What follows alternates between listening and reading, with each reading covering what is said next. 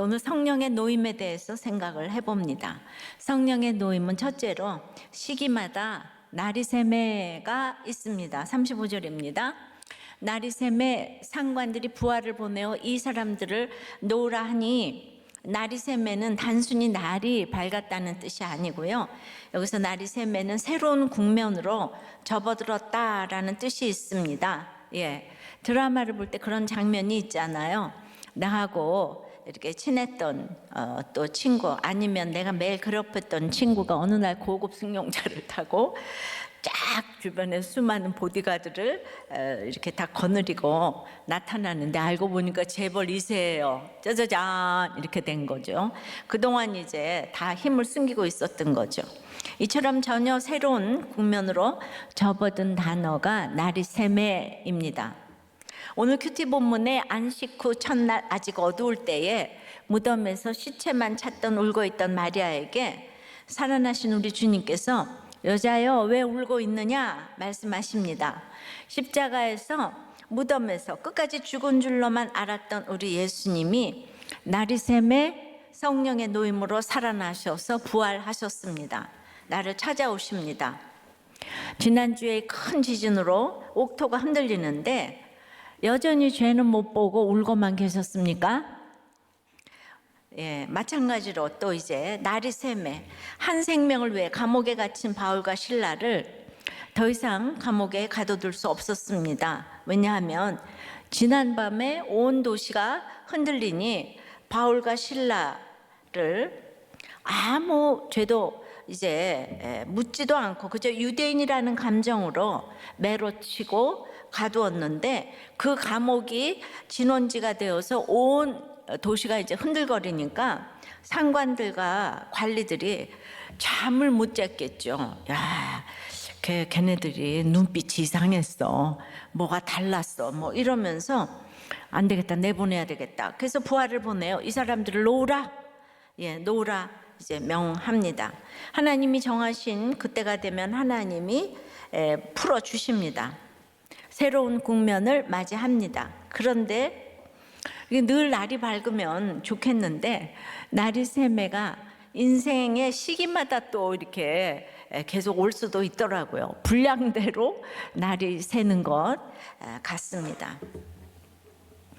남편은 그 빌립보 간수처럼 저 모든 것을 감시하고 옥에 가두고 발을 착고에 든든히 채우고, 그리고 이제 매로 치기도 했어요. 저는 이제 믿음의 4대째이고 그렇게 해서 힘들어서 이제 결혼 5년 만에 주님을 만났는데요. 그때 제가 얼마나 엄마를 무시하고 교만한가를 알았다고 했어요. 엄마가 이렇게 초라하게 하고 다니니까 얼마나 교회 사람들에게조차 무시를 받는지를 봤는데, 이제 그러면서 저도 덩달아 속으로 이제 엄마를 무시했지요.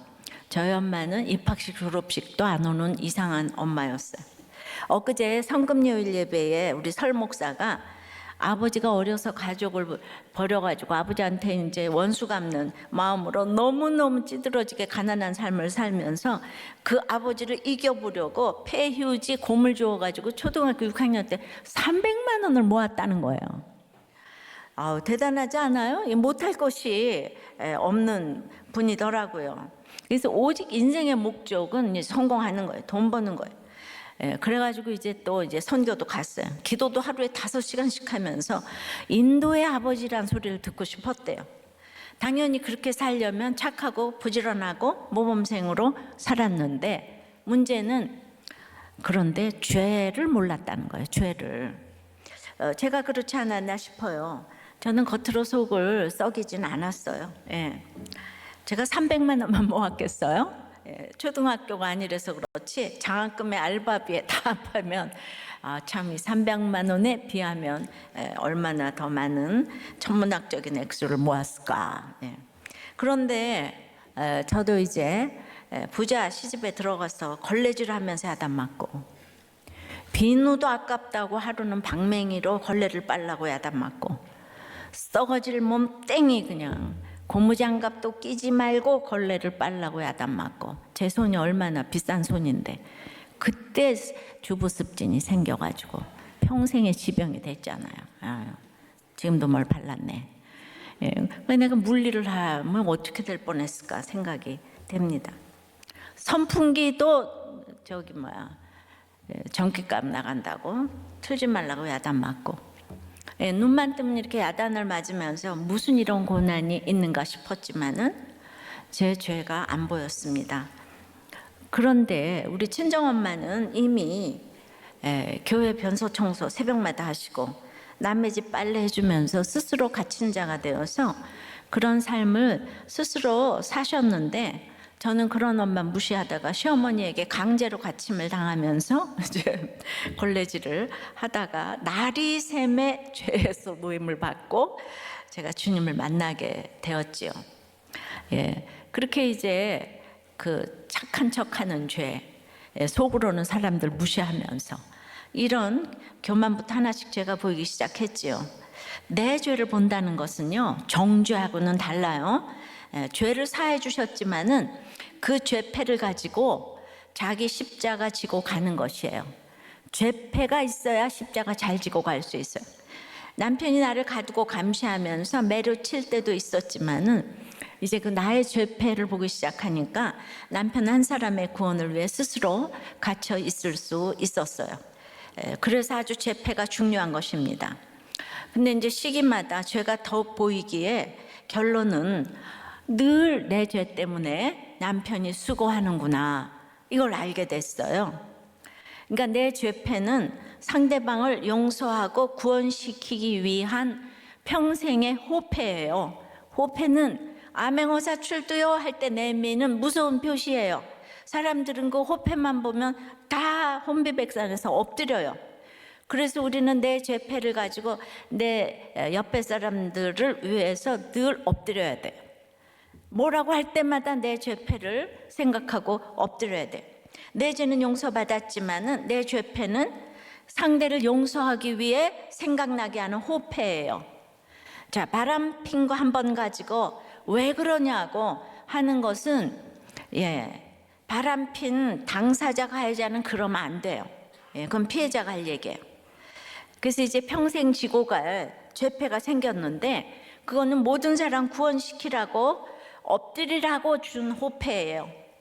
물론 이거 성령의 효과적인 도움이 없이는 때마다 이렇게 호패가 되는 죄가 보이는 거는 사실 불가능하지요. 예수님도 마지막까지 자기 십자가를 지고 골고다를 올라가셔서 죽으시잖아요. 그런데 그때 히브리어, 로마어, 헬라어로 된 자칭 유대인의 왕이란 죄패를 붙이고 올라가셨어요. 그거는 그때 예수님을 이스라엘 왕이라고 불러야지 존경하는 거고, 유대인의 왕은 굉장히 비하하는 말이니까 죄패를 수치스럽게 붙이고, 그것도 자칭 유대인의 왕. 예수님이 무슨 죄가 있으시겠어요? 그러므로 우리 가운데 죄가 없다고 하는 사람은 아무도 없어요. 우리의 죄패는 세계 공용어입니다. 자기 죄만 보면 모두가 알아들어요. 그냥 아프리카 사람도 자기 죄를 보면 알아들어요. 이것이 자기 죄를 보는 것이 죽은 자를 일으키는 것보다 위대하다는 말씀이 이거예요. 그래서 저도 갇혀서 죄를 보며 감사하며 기도하고 찬양을 하니까 내 옆에 죄수들이 이렇게 듣고 변해요. 그러니까 제가 또 나리새매가 되었어요. 그래서 남편은 이제 간수처럼 성실하고 의로운 사람입니다. 죄가 무엇인지 몰라요. 근데 이제 간수가 바울의 찬양을 옆에서 들었잖아요. 그러니까 우리 남편도 제가 자기가 뭐라 그래도 내가 맨날 기도하고 이혼도 안 하고 잘 있으니까 저의 찬양과 기도를 옆에서 들었잖아요. 근데 간수 같은 남편이 갑자기 쓰러지고, 간수도 갑자기 죽을 일이 생겼잖아요. 그래서 하루 만에 갔습니다. 죄에서 노임받고 주 예수를 믿고 구원받는 역사가 일어났죠.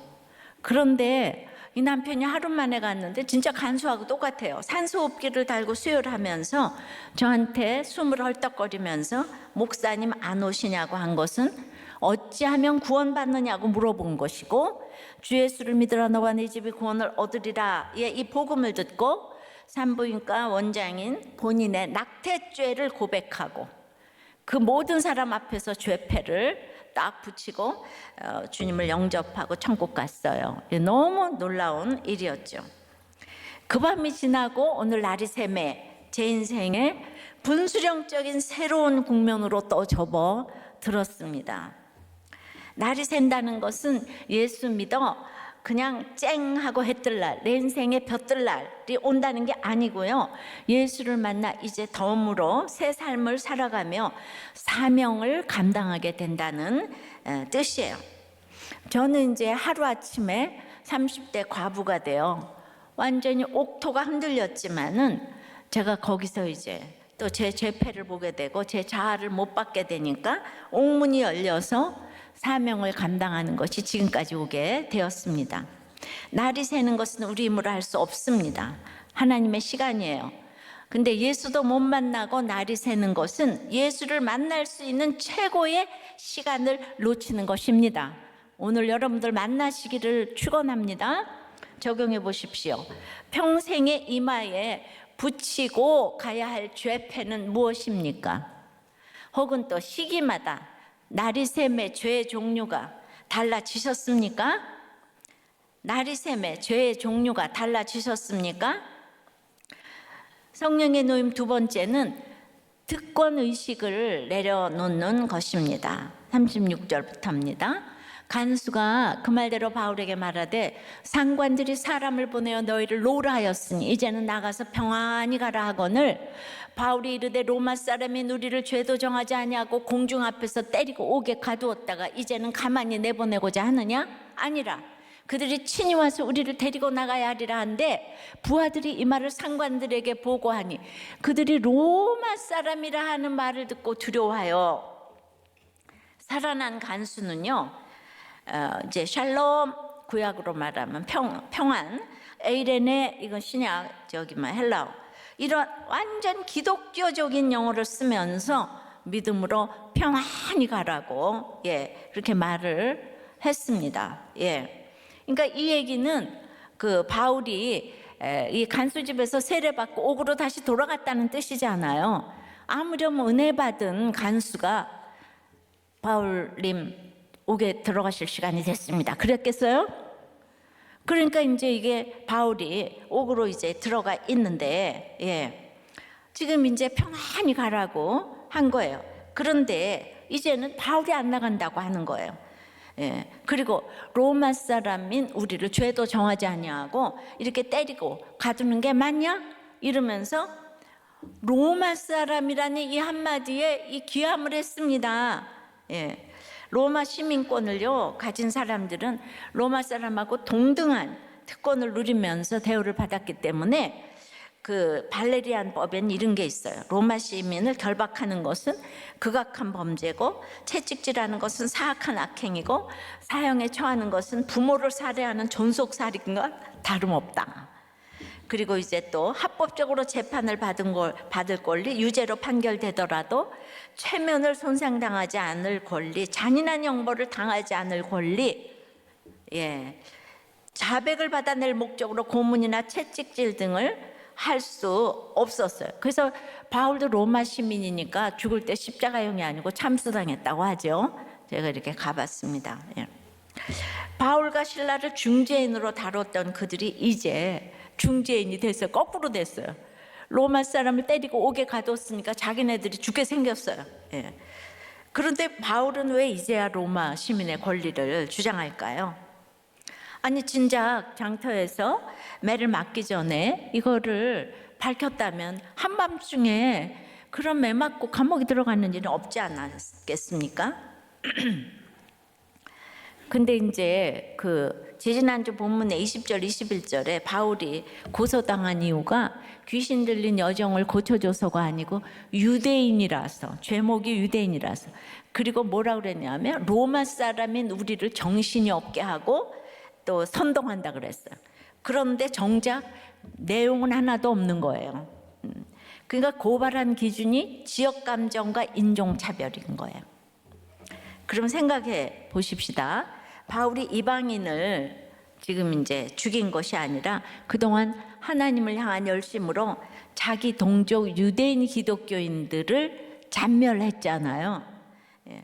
그러니까 비록 이방인을 위해서 선교하지만은 그 빚진 자가 돼가지고 흩어져 사는 내 동족들에게 갈 때마다 유대인 회당을 찾아 들어갔다고 했잖아요. 그 사람들이 잘 안 듣긴 해도. 예.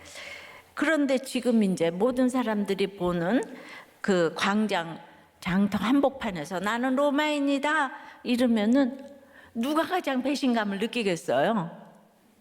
예. 유대인들이죠. 예. 왜냐하면은 당시 유대인과 로마인은 지금 우리나라가 일본에 느끼는 감정, 예, 그렇게 아주 안 좋은 감정인데 저 사람은 위기가 닥칠 때는 로마 사람이라 그러고 복음을 전할 때는 히브리인 중에 히브리인이라 그러고, 예. 그리고 사실 자기가 이렇게 이제 다니면서 로마인이라고 그러면은 복음을 유대 동족들에게 전할 때에 쪽이 팔리지 않겠어요? 그러니까 참 이럴 수도 저럴 수도 없는 게 바울의 입장인데 복음을 전해야 할 우리는 심플해요. 복음을 전해야 될 그 한 사람의 구원을 위해서 로마 시민권을 내려놨어요. 특권을. 그래서 모진매를 다 맞고 대가 지불을 했습니다.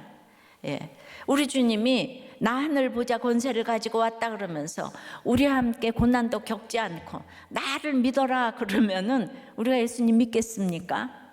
그가 아들이시라도 받으신 고난으로 순종함을 배워서 온전케 되었다고 했어요.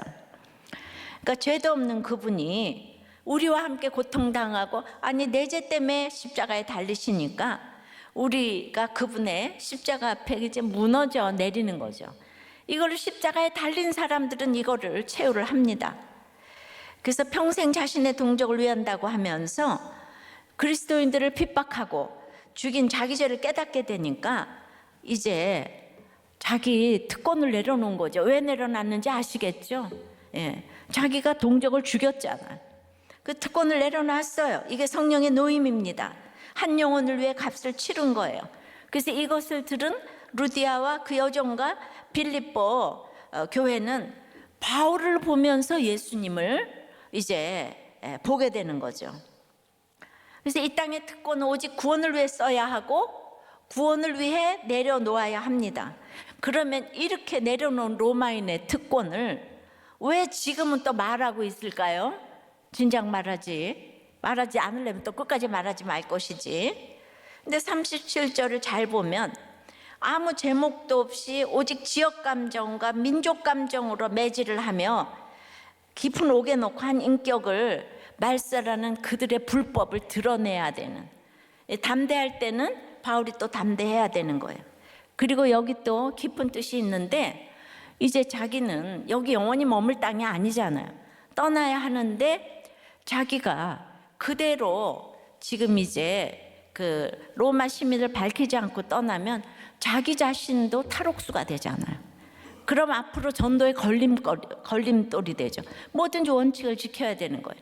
그리고 이제 빌립보에 있는 성도들이 이렇게 과부의 귀신 들린 여종의 간수 이런 연약한 사람들이 빌립보 교회를 이제 인도에 가야 하기 때문에 지금 그들을 보호해야 되는 거예요. 그러니까 로마 사람인 내가 복음을 전했다. 예, 그거를 그들에게 이제 남겨놓는 것이죠. 예. 그러니까 감추는 것도 한 생명을 얻기 위해 감추는 것이고 드러내는 것도 한 생명을 얻기 위해 드러내는 것인데요. 그러니까 구원을 위해 우리는 어떤 수치도 드러낼 수 있고 예수님이 유대인의 왕이란 죄패를 자칭 유대인의 왕 듣기만 해도 비아냥거리고 수치스러운 죄패죠. 구원을 위해서 나의 어떤 기득권도 내려놓을 수 있는 거예요. 그러니까 큐티를 하게 되면은 항상 훗날을 생각해가지고 원칙대로 적용해야 구원을 이루게 되는 과정이 됩니다. 항상 우리들 교회는 큐티하는 교회이니까 원칙을 지키자가 핵심 가치였어요. 그래서 지금까지 우리 교회가 살아남은 이유는 정말 작은 원칙을 지켰기 때문이에요. 근데 그 작은 원칙 안 지켰으면 저도 지금 깊은 옥에 가 있을 수 있는 일들이 많이 있었습니다. 그런데 사람들은 죄인들이기 때문에 이 구원을 모르기 때문에 또 믿음의 분량이 다르기 때문에 이 적용들이 안 돼요. 요즘에 방송을 이렇게 보면은 아유 그쯤은 괜찮잖아 이런 것 때문에 요새 곤욕을 이렇게 치르는 분들이 계시잖아요. 그래서 바울같이 한 사람의 구원을 위해 갇힌 자 되는 이 적용을 주님 때문에 하면 주님이 책임지십니다. 우리 큐티 적용이 이게 무서운 겁니다. 따라서 예수 믿는 사람은 사회에서도 그 기득권을 가질 필요도 있기 때문에 자기 역할에 충실해야 돼요.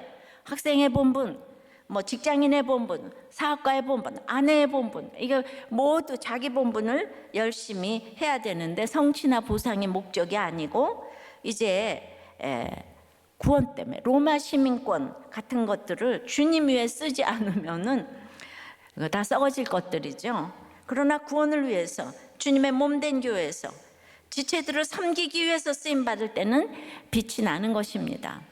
제가 날마다 환난당하고 빚지고 원통한 자 오라고 하니까 우리가 죄인이라서 또 무시를 해요. 하나님이 그렇게 너무 무시할까 봐 절을 있잖아요. 이렇게 이제 서울대학을 나오게 하셨죠. 그래서 전도할 때 나를 막 무시하는 사람한테 저는 서울대학을 나왔으면 그분이 그 도입부의 한마디 때문에 필요한 거예요. 그 다음에는 이제 제가 고난 얘기를 또 하지요. 근데 그 도입부의 하나도 중요하기 때문에 우리 학생들은 공부를 해야 되고 다 자기 있는 자리에서 성과를 또 이제 올려야 되는 게 있습니다. 적용해 보세요. 부모의 특권, 자녀의 특권, 또 상사로 시민권자로 부자로 구원을 위해 내려놓아야 할 특권 의식은 무엇입니까? 그것으로 잘난 척만 합니까? 아니면 공동체를 섬기고 있습니까? 잘난 척만 하면은 자녀들에게 믿음이 내려가지를 않죠. 굉장히 중요한 얘기입니다. 자, 그래서 이제 세 번째는 성령의 노임, 세 번째는 끝까지 말씀을 가르칩니다. 39절, 40절에 와서 권하여 데리고 나가 그 성에서 떠나기를 청하니 두 사람이 옥에서 나와 루디아의 집에 들어가서 형제들을 만나보고 위로하고 가니라.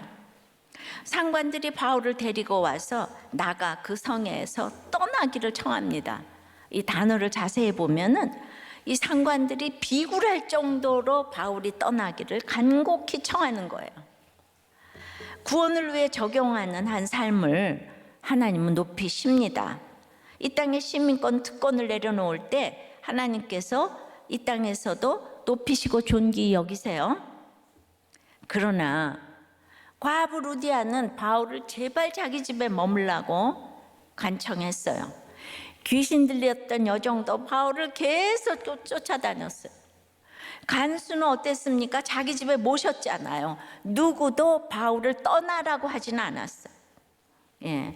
이 사람들은 자기 손으로 움켜쥘 수 있는 게 없으니까 지푸라기라도 잡는 간절함으로 복음을 듣고 주님을 만났습니다. 고난이 축복이 된 것이죠.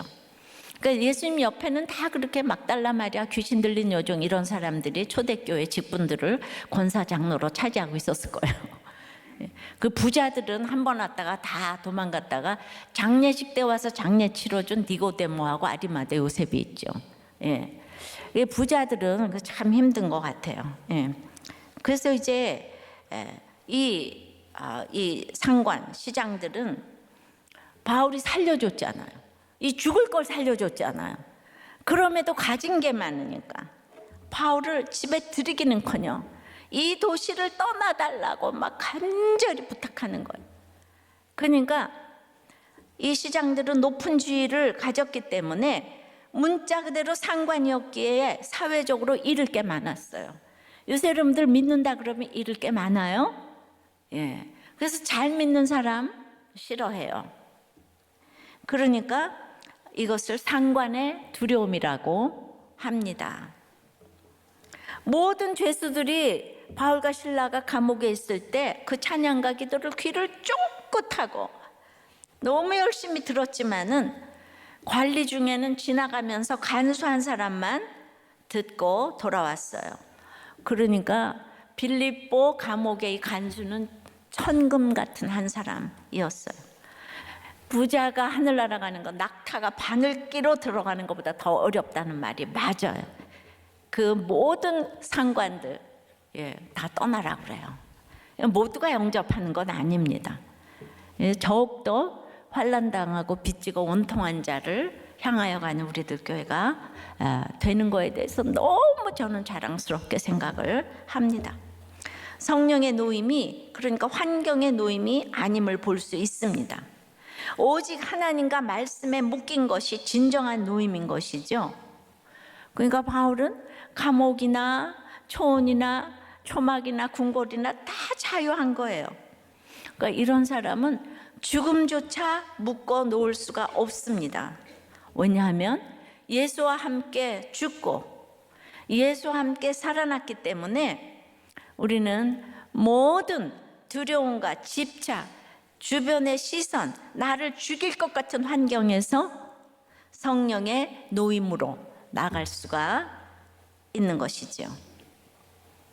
자, 믿음의 반대가 무서운 열심이라고 했습니다. 그래서 사도 바울도 무서운 열심으로 스데반을 죽였었잖아요, 그죠? 예. 근데 이제 이 사람이니까 이 죄패가 대단한 거죠. 엊그제 성금요일에 설 목사의 간증에서 자기는 그 무서운 열심으로 인도에서 이제 막 하루에 5시간씩 기도를 하고 주머니에서 막 쥐가 나오고 이런 데를 막 하루에 막 50독씩 기온이 올라가고 거기서 그렇게 열심히 전도를 해가지고 부흥도 했다는 거예요. 근데 그렇게 열심히 했는데 암도 그냥 아주 센 암이 걸렸다는 거예요.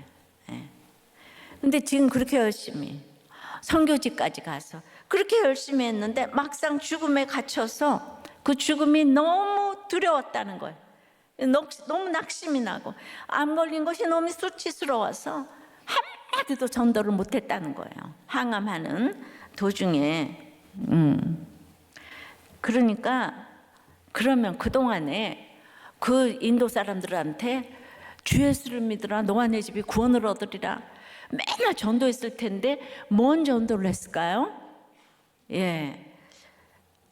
그러나 이것이 우리 모두의 실상이 아닐까 싶어요. 저도 이렇게 남편이 30대에 일찍 갔고 게다가 또 암도 걸렸는데 저는 그 약재료 가지고 복음을 전했는데 목사님, 선교사님이 그런 가치관이라면 얼마나 많은 사람이 저 같은 사람을 무시할까요? 그래서 저는 그냥 날마다 그 자칭 유대인의 왕, 아이고 자기가 예수 잘 믿는데 그런 얘기가 제 뒷꼭지에서 이렇게 들립니다. 아이고 과부 주제에 안 걸린 주제에 뒷꼭지가 이렇게. 그러니까 상관들의 간청으로 노임을 받은 바울은 이제 다시 마지막으로 루디아 집에 다시 들립니다. 그리고 그 집에 들어가서 형제들을 만나 봅니다. 이 형제들이 누구입니까? 이방인이요, 여자요, 과부인 루디아고 평생 귀신과 악한 주인에게 묶여 살던 부모도 지체도 없던 귀신 들린 어린 여종, 자결하려던 이 간수, 그리고 한밤중 감옥에서 바울과 실라의 그 처절한 기도와 찬송을 열심히 듣던 죄수들이 구성원이네요. 도무지 하나가 될 수 없는 이제 구성원입니다. 그런데 이들이 복음으로 말미암아 형제로 만납니다. 이렇게 빌립보 교회가 시작이 됩니다. 감옥 안에서는요, 신라하고 둘이서 찬송했잖아요. 신라야, 신라야, 형님, 우리가 괜히 들어왔니? 아니에요. 우리가 잘 들어왔어요. 이러면 띵크를 하면서 그랬는데, 글쎄 깊은 한밤을 지나고 보니까 나와 보니까 성령의 형제들이 주렁주렁 이제 맺힌 거예요. 연약하고 볼품없고 미약한 이들이 로마의 심장부로 향하는 복음의 칼끝이 되어 마지막까지 바울과 함께 동행을 합니다. 할렐루야.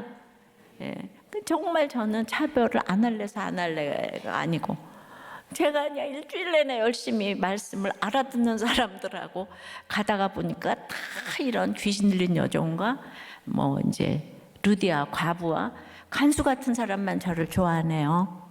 예, 그런 분들에게 직분이 갈 수밖에 없네요. 예, 뭐 어쩔 수 없는 팩트예요. 그래서 앞으로 더욱더 성경이 이렇구나. 여기 위로한다는 말은 권면하다는 뜻인데요. 이 성경에서 권면하다는 말은 일관되게 하나님의 말씀을 가르쳤다는 뜻이에요. 그러니까 이 땅에 이게 노임을 위해서는, 그리고 여러분들이 다 묶여 있어요. 지금 뭐 돈에, 질병에, 남편의, 자녀에 다 묶여 있는데, 권면 중에 최고의 권면은 말씀의 권면이 최고의 위로가 되는 거예요. 목장에서 말씀으로 권면을 하는데 다 살아나잖아요. 예, 그러니까 이 단어 있잖아요. 그 파라칼레오에서 성령 파라클레이토스란 단어가 유래되는 거예요. 바로 이게 진리의 성령, 말씀의 성령. 우리 같으면은 감옥에서 나와서 루디아한테 가서 루디아 내가 얼마나 큰일을 하고 왔는 줄 알아? 이 감옥이 있잖아. 다 옥타가 흔들려가지고 랄랄랄랄랄 나를 나가 때렸는데 말이야. 내가 이렇게 왔잖아. 나보고 말이야. 막 그냥 뭐 랄랄 자랑할 거 많이 있었을 것 같아요. 예. 그리고 또 막 생색도 내고 어떻게 나를 이렇게 때릴 수 있어? 그럴 텐데 바울은요 그런 말 하나도 안 하고 여전한 방식으로 이 수많은 고난의 여정을 겪고도 일관되게 위로하고, 즉 복음을 전하고 말씀을 가르치고 생명을 구원하는 일에 전념해요. 저의 모든 간증은 오직 말씀 전하는 것에 쓰여요. 그리고 다른 사람 위로하는 일에 쓰여요. 다른 사람 갇힌 일에, 남편이 죽어서 갇히고 자녀가 갇혀서 힘든 사람들한테 말씀으로 저의 모든 인생이 쓰이고 오직 말씀으로 위로를 하는 것이 바로 이거가 아닌가. 그러니까 내가 이렇게 선교를 했어, 큰 교회 목사가 됐어, 이게 아니라 내가 지금 말씀을 묵상하고 가르치는 이 단순한 일반적인 일들이 모든 환경에서 노임을 받는 최고의 비결인 것입니다. 믿습니까? 성경이 그러네요. 우리는 죄인이라 조금만 놓아주면 흘러 떠내려 갑니다. 참된 성령의 노임은 그래서 모든 환경에서 노임받는 것이 아니라 내 옆에 한 영혼의 구원을 위해 애통하며 여전한 방식으로 묶여 있을 때 이 땅의 위정자와 공중 권세자들이 내 옆에 와서 제발 놓아달라고 애걸하는 것이 성령의 노임입니다. 그러니까 우리는 차별 없이 복음을 전할 수가 있는 거예요. 적용해 보세요. 끝까지 하고 싶은 것이 여전한 방식의 목장 참여이며 목자입니까? 여행이고 쇼핑입니까?